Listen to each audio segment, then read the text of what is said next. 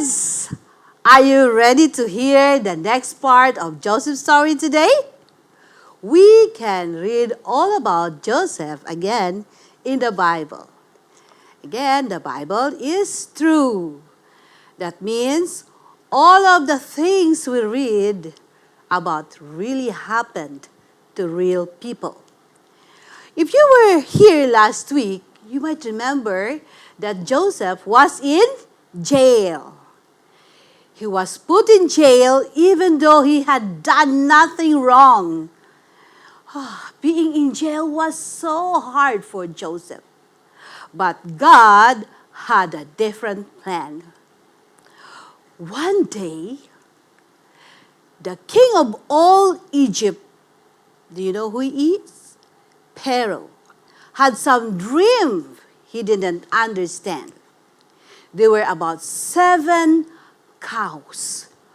Cows? Wow. Do you know what's the sound of the cow?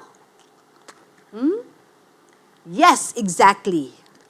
Moo. Dreaming about cows is a kind of funny, right? So Pharaoh dreamed about 7 cows. Let's count the cows in Pharaoh's dream together. 1, 2, 3, 4, 5, 6, 7. 7 cows. Pharaoh also dreamed about stalks of grain. Grain? What? That's kind of strange. We make bread out of grain.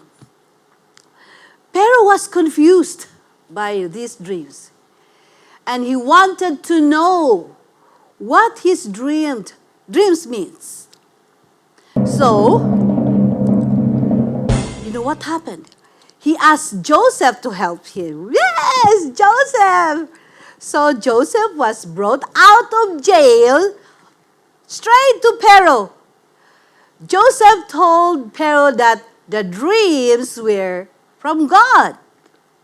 Those dreams meant that Pharaoh needed to save lots and lots of grain because his people were going to be hungry and need it later.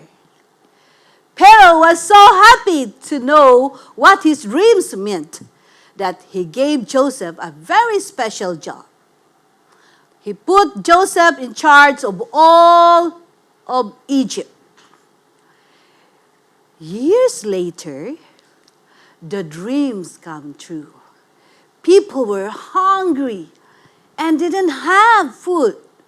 So they traveled from all over to get grain from Joseph.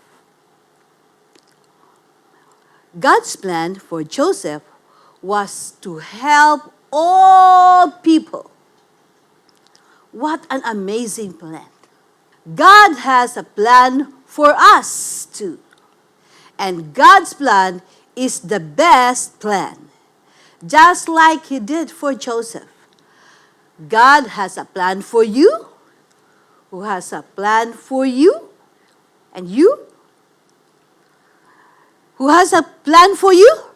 I want to ask this question again. Who has a plan for you? Yes, God has a plan for you and me.